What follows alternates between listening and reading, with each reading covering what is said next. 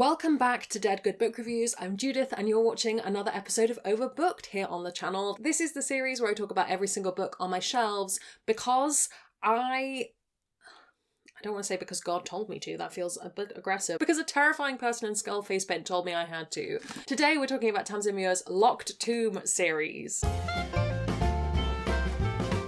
It's been a long time coming. I will finally put my thoughts together into a video. And then inevitably we'll have to make it again when the next book comes out. But that's fine. Some quick disclaimers before we start. I had review copies, I think, of books 2 and 3. I don't 100% remember, I have to confess. However, all of the physical books that I own, I bought myself, regardless of where books come from. Nobody's paying me to talk about books except my patrons, and all opinions are my own. I'm going to keep this as spoiler-free as humanly possible. If you have read anything about this series, you will know that is hard to do. So, if you want to go in knowing absolutely nothing, pause the video, come back when you've read it, and we'll talk then. And I will link the story graph for the series down below in case you want to check out any user-generated content warnings.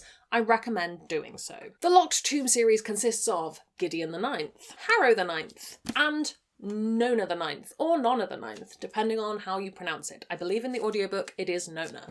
I'm going to get these set up behind me so that you can have a quick look at them. And I'm going to keep Gideon because I'm probably going to want the blurb. They are written by New Zealand Kiwi author Tamsyn Muir, who is currently based in the UK, actually in Oxford, which I didn't know until now. I would describe them as science fiction books, which some people don't know. They are science fiction with a heavy fantasy lean. They are that kind of science fiction where it is essentially just a fantasy book in space. There are spaceships, but really it's a fantasy. In my opinion, the genre lines are very blurry. The first book, Gideon the Ninth, originally came out in September of 2019, and I'm going to do myself a favour and just read to you from the blurb, which I've been doing a lot lately, I know, but it's because my ability to summarise a book has gone out the window. Brought up by unfriendly, ossifying nuns, ancient retainers, and countless skeletons, Gideon is ready to abandon a life of servitude and an afterlife as a reanimated corpse. She packs up her sword, her shoes, and her dirty magazines and prepares to launch her daring escape, but her childhood nemesis won't set her free without a service. Harrow Harknonagesimus, Reverend Daughter of the Ninth House and Bone Witch Extraordinaire, has been summoned into action. The Emperor has invited the heirs to each of his loyal houses to a deadly trial of wits and skill. If Harrow Hark succeeds, she will become an immortal, all-powerful servant of the resurrection, but no necromancer can ascend without their cavalier. Without Gideon's sword, Harrow will fail, and the Ninth House will die. Of course, some things are better off left dead. Even that blurb, we're going to get into this in the video, but I think even that blurb leaves quite a lot of confusion if you don't know some of the things that are mentioned in it. We'll get into it. We'll start off with what I like about this series, because there is a lot to like. I think my favourite aspect of this series in its entirety is the characters and the fact that gay science fiction is just fun. Those two things combined, I really love. Gideon is a fantastic character. There is a reason so many people do fan art of Gideon, cosplay as Gideon, and it's not just that you get to look very hot while doing so.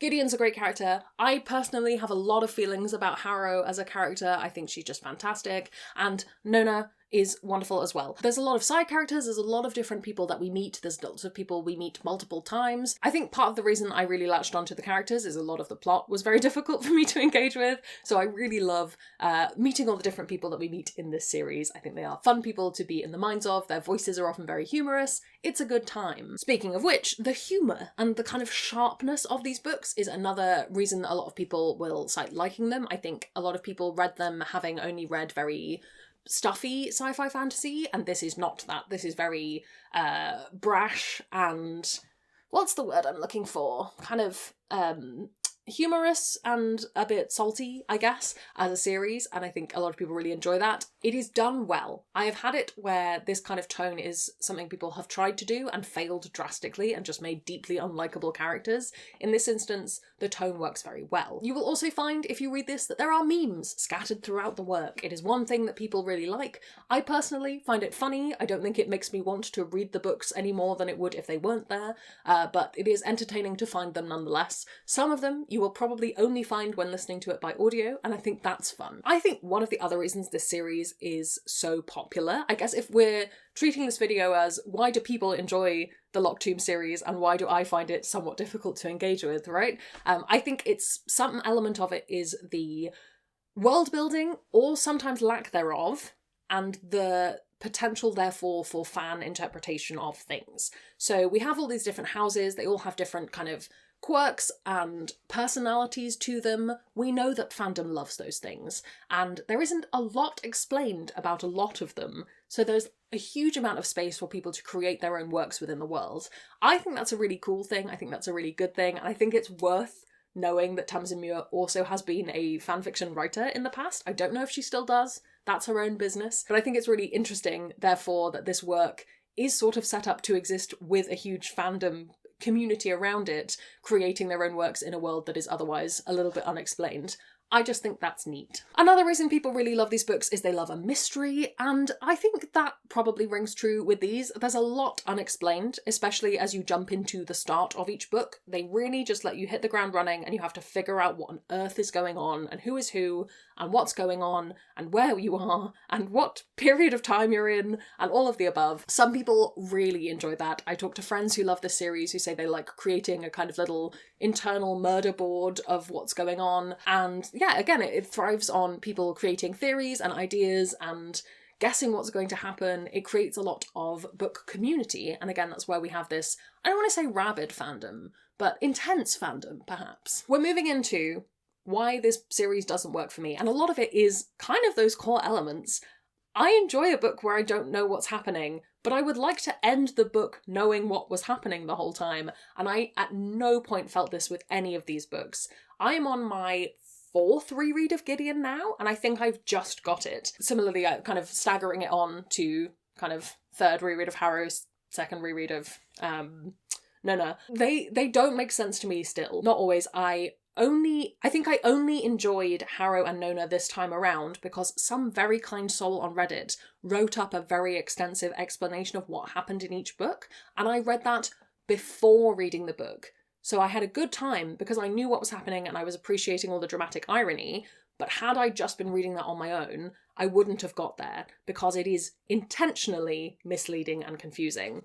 Now, is that maybe me being less intelligent than the person on Reddit? Perhaps. Maybe. But I feel like on a 4th reread of a series, or 3rd or 4th, or 2nd even, that shouldn't necessarily be the case. And again, I'm willing to wipe all of this away with maybe it's just me and how I retain information and how I enjoy a book, but I still don't think I would have got everything, even on that number of rereads.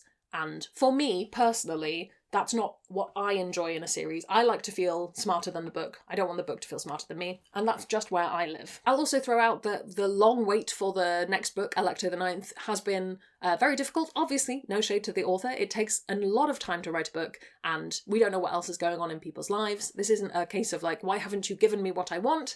I think it's just worth throwing out there that this is only 3 books worth. Is it going to stick the landing? We don't know. And obviously with that, we have the kind of entity that is the fandom, and I don't know, I just have something in me that when things have really big internet fandoms, they get very scary to me, and a lot of the people who love this book and this series are very kind of gatekeepy and smug about it, and I don't love that. It's not something I want to encourage, basically. It's not something I want to participate in. All of that being said, my complicated feelings about how complicated these books are, and maybe it's just that they make me feel silly, and I don't like that, so perhaps that's it. All of that being said, I did enjoy these this time around. I think they are really good books when you know what's happening and you read them with that lens, and what I will probably do for Alecto, even if I have a review copy, which I don't think I will, but we'll see, I will probably wait until someone else has read it and can give me some of the theories and deliberately spoil myself, because I think it is the way I will enjoy this book the most and give it the best shot. I'll also say that I think the audiobooks are fantastic for these. I already mentioned that you can get some more of the in-jokes that way and some more of the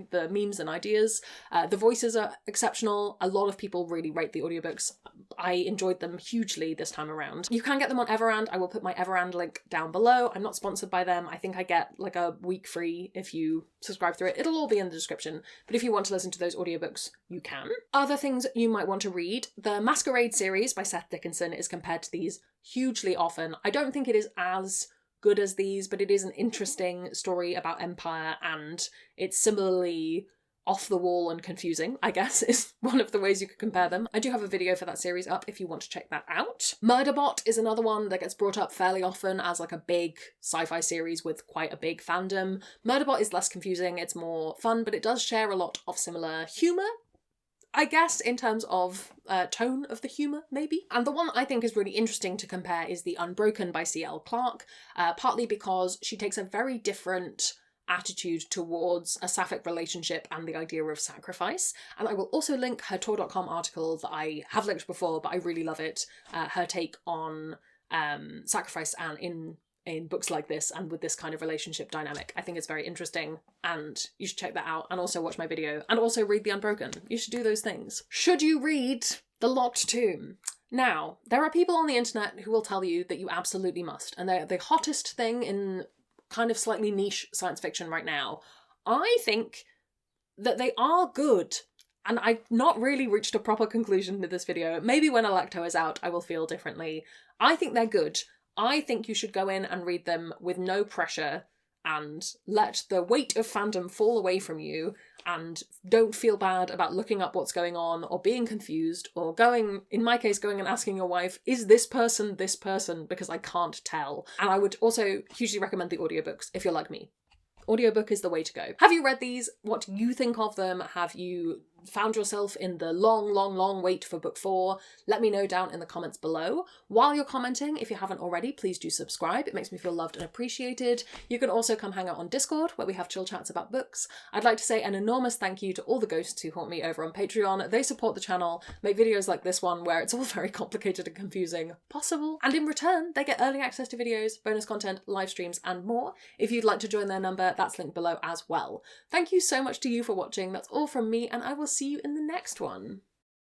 There's gonna be some bloopers now. This is the series where I talk about every single book on my shelves. Ooh, how exciting. Today we are talking about Tamsyn Muir's The Lost Tomb series. Come on, brain. I'm gonna have to go down here so people can see you. Have you read these? Has my review of them made you deeply angry? If so, please leave me alone.